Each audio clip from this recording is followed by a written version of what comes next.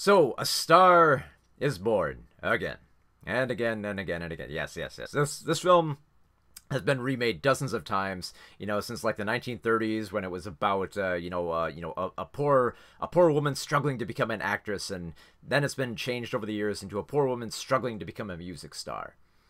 And and Bradley Cooper's new A Star Is Born is pretty much doing the same thing here, but there's a very telling scene in here where Sam Elliott, who plays Bradley Cooper's character's brother in this, says that music is, he more or less says like music is kind of all like the same. It's all the same like notes and octaves and stuff like that, but it's up to the artist to reinterpret it best, as best as they can, give their own version of it, and that's really all they can do. So that's pretty much what this new A Star Is Born is doing. It's just taking the familiar story and just building it up as best as they can with character here. And Bradley Cooper, who stars in it, he co-wrote it and he's directing it. So triple threat here. He actually does an amazing job with it. He really shines bright in this thing. So Bradley Cooper plays Jackson Maine. We saw him there. The bearded music star there, who's kind of he's had a long history, but he's kind of on the downslope. His hearing's going out. He has a problem with booze. He has a problem with drugs. He has a problem with pills. He's feeling a little down, feeling a little suicidal. He has a little bit of a tragic past here. His brother is played by Sam Elliott, much older brother. But he kind of feels like he kind of lived, like he stole his shadow, because like Sam Elliott plays Bobby, this guy who's kind of in the same position that Jackson is now, except now he's kind of feels like he's kicked to the wayside as his manager. And it kind of seems like a stretch, Bradley Cooper and Sam Elliott both playing like brothers here, but I gotta tell you, man, Bradley Cooper, he actually does a pretty good job trying to do his best Sam Elliott impression. He tries to get his voice low. He tries to, tries to sound a little docile. Tries to sound a little shy. A little reserved, little mumbling with his words there. Including everything from like interviews when he's singing to when he's at the bar and stuff like that. And there's something quite sweet and gentle about that. At the same time, I just want to mention this too with Sam Elliott. You kind of know what you expect with Sam Elliott now. You kind of expect like the classic cowboy type thing. Like the Nudabud, stuff like that. But I gotta admit, I really dug him in this role, which required him to be a little bit more than just the than just kind of like the docile Southern voice. Because Bradley Cooper, he's got that covered. So Sam Elliott, he can actually be a little bit more vicious in this film. Like he gets pretty freaking angry in this. And pretty damn emotional when he's on like the verge of tears. And now of course I've seen him do this rather well. In he was in a little film last year called The Hero, and here he actually brings out more of that Sam Elliott that I wanted to see. Kind of like a little bit of the twilight of his career here. So yeah, that's great. We know Bradley Cooper can act. And he can direct now. That's great. But what about Lady Gaga? Lady Gaga as Allie, the woman who Jackson discovers and says like, you got a voice. I'm gonna make a star out of you, kid. Now, how can Lady Gaga do? Now we know she can sing, we know she can do well with these songs, and there's a lot of songs here, so we get a lot of that. But can she act? And honestly, I think she can. I think she really has it down here. She has this great presence. To not have all like the glitz and glam of like the Lady Gaga stuff. To actually appear as a woman that you would believe be like kind of a struggling artist who kind of wants to come up from nothing and has like a voice and has something to say with the world. Like Jackson keeps on saying in that in the film, you can have talent, but you've got to have something to say, and you need a little bit of a kick in the pants to get there. And it's entirely believable that she starts out as this kind of waitress who who kind of likes to sing at kind of this drag club of all places. but she loves singing there. And then one night Jackson wanders in and he's like, hey, we gotta get you up on the stage. He's like, no, I can't go up the stage. And he's like, well, you got it. It's like, no, I don't want it. It's like, no, you kind of got it. This is your one shot. And eventually, after much pushing and prodding, she eventually gets up on stage, and then a romance blooms, and then she becomes the big star. And then of course Jackson kind of descends further into darkness while she starts rising. and they kind of struggle to connect while, you know, they're both like kind of shifting in their careers here. It's actually pretty sweet, the journey that they go on there. I love the fact that that Lady Gaga, she's very fearless in this role. To kind of recognize, you know, that she might not have kind of like the movie star look here. She's not trying to be a movie star. She's trying to be a music star, and I think she works out really well here, especially because she's not afraid to point out, you know, certain things that she thinks wouldn't make her a great music star. Like, you know, she points out her nose, like she's got a big nose, and she keeps pointing it out to Jackson. And later on, they kind of also draw attention to. I've heard some people say this about her eyebrows as well, that her eyebrows look a little weird. They actually draw attention to the fact that that she kind of has like these kind of like drawn on eyebrows. So she kind of worries that, you know, look, I don't have the look. I'm not quite glitzy and glamorous enough. And of course, Jackson sees through all that and just sees her great voice. They have a lot of great chemistry here together. Bradley Cooper and Lady Gaga. They really do have what it takes here to be like kind of like this great on-screen couple. That you want to see progress over the course of the film. Like I love how, like, when they first meet, you know, they meet in a bar, they start chatting. They're not really like serenading each other. They're just kind of like sharing drinks. At one point they get into a bar fight, and then he takes her to, I think, like, you know, like a Rite Aid or something, and gets her like some frozen peas on there. There's some little touching moments between there. And it's not exactly sparks. It's more just kind of like, you know, they're a pleasing couple. You know, they look happy and charming together, and it's amazing to see just how willing Lady Gaga is willing to stick by Jackson, even when Jackson thinks, you know, I'm not good enough, that I can't be here. I'm on the downward slope. My career is done. It's over. There's nothing left for me, and if I stay with you, I might drag you down with me. And it becomes very emotionally tugging at times, you know, to watch it happen, because the thing is, like, Jackson isn't just this unfeeling guy. You know, yeah, he gets emotional and he has his bits of rage there, like you saw in the trailer there. He punches Sam Elliott at one point, and it's not the only person he punches, but there's a really great scene where he kind of breaks down and realizes that, you know, he's not good enough for her, and it's probably one of the most emotionally, you know, just devastating scenes in the film, as opposed to, and that's saying something for a film where there's lots of tragedy going on. There is lots of stuff going on here that is really gonna make you weep here.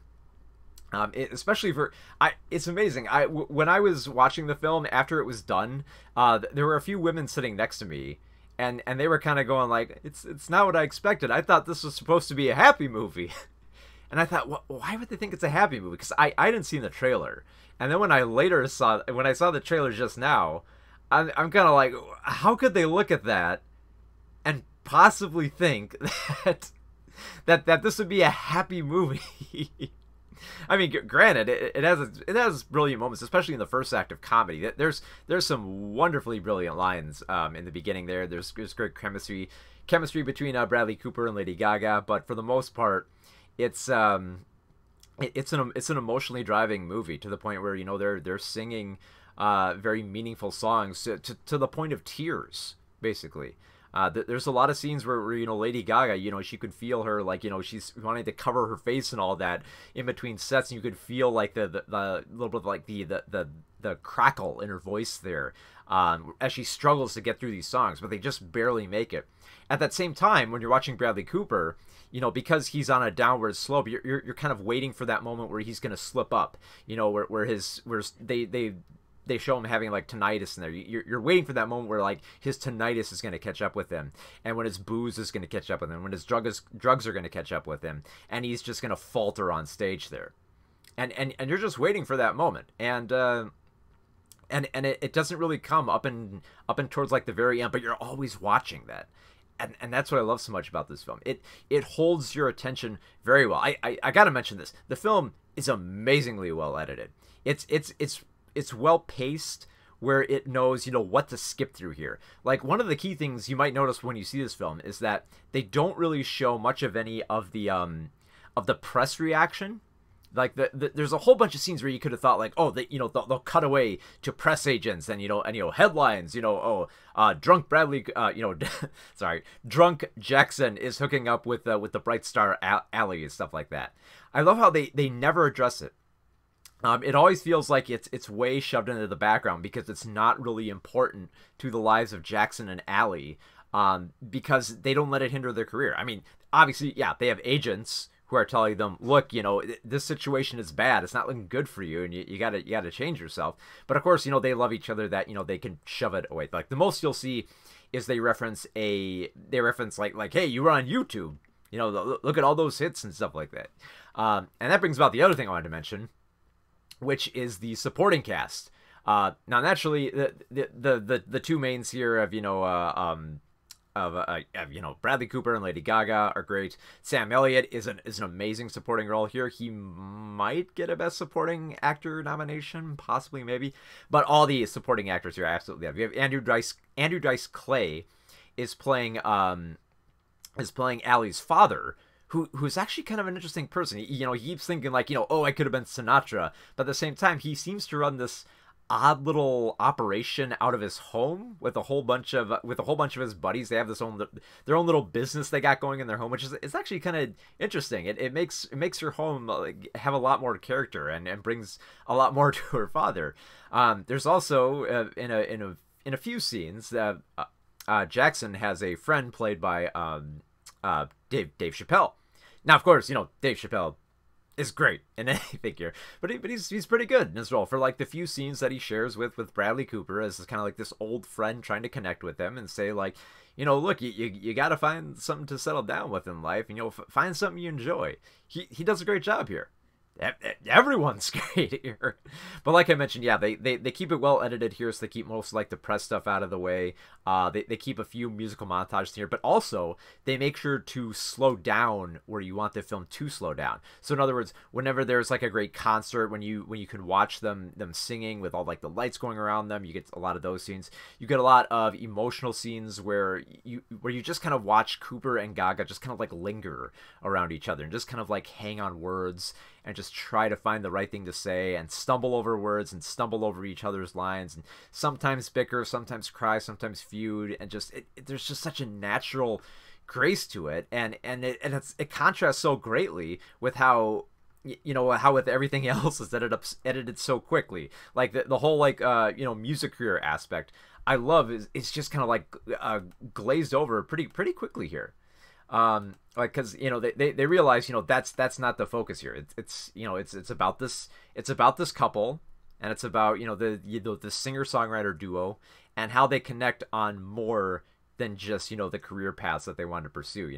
They connect on between more than just, just guitars and singing and songwriting, so it's great to watch. I gotta warn you though, it's a tearjerker. And a pretty damn good tearjerker at that. There's some great music here. That scene in the drag club there, where Lady Gaga is singing "La Vie en Rose," which, man, I've heard "La Vie en Rose" sung a bunch of different times, and I've never heard a version quite like that. There's a lot of music in here you're not gonna be able to get out of your head. Obviously, I've heard a lot of people say like the trailers have been showing off the song that you heard in this trailer, the Shallow, which they do sing a few times, but I don't think it gets annoying. Mainly because you can tell there's more behind that song, and that's the interesting thing too. Is like every song here actually carries something with it that says more about the character instead of being just another song. It's like it's actually saying something here. So it's amazing to watch this music, to listen to this music, and amazing to watch just Cooper and Gaga just shine so brightly in this film and have just this ease of chemistry where they can go from scenes of being like like goofy and kind of like a fun-loving couple to just like a couple struggling to hold it together, just on like the verge of tears, realizing that they may not be good enough for each other. So needless to say, I adored the film. I absolutely loved watching it. There were very few moments here where I was kind of thinking about how long this movie is, because I think it's just about 2.5 hours. But with all the music they got going here, the quick editing they got with like the outsider parts of the music industry and the bits where they slow down and let you kind of like savor the drama between this couple is brilliant. I absolutely adore this film. I think it's definitely going to be on a lot of top 10 lists at the end of this year, and I gotta say it very well might be on mine. There's a lot of other films that I love from this year, because this has been a pretty damn good year. But I gotta admit, there's something about A Star Is Born that's really And it's probably just the music, it's probably just the acting, but there's something that makes me want to race back to this film again. That it's probably going to be on my top 10 list. So for right now, it's kind of a close call. Like I was almost willing to give it like 5 out of 5, but there were just a few moments where I think it might have lingered just a little bit too long. Not very, but at the moment, I'm gonna give it 4.5 out of 5 stars.